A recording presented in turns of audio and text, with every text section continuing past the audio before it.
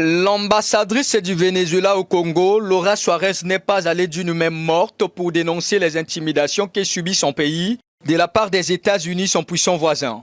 Ces dernières semaines, les autorités vénézuéliennes ont en effet noté d'importantes manœuvres militaires sur le Pacifique, mais aussi dans le ciel. Cette année, le 2025, les États-Unis ont mis des menaces contre le Venezuela.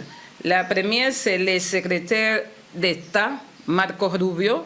Après vient la fiscale générale des États-Unis qui l'a dit, le département de justice et le département d'État fait la croissance, aumentan en 50 millones de dólares la recompensa por cualquier información o la cabeza del presidente Nicolás. Mais que reprochent réellement les États-Unis au pays de Nicolás Maduro Moros?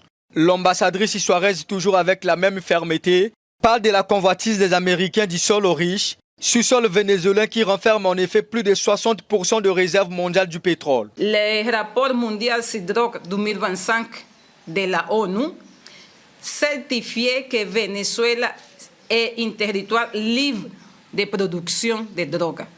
Parce que c'est pas la drogue d'Amérique latine ne se produit pas au Venezuela.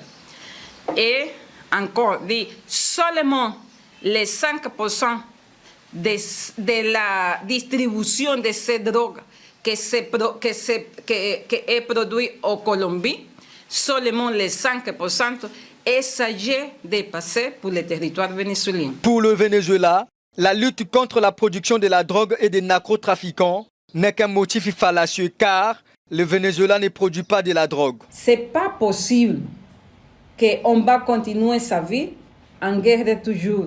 On demande que tous les territoires du monde soient déclarés territoires sans armes nucléaires. C'est ça ce qu'on demande à tout le monde. La solidarité, parce qu'aujourd'hui c'est Venezuela, demain c'est autre pays. C'est comme ça.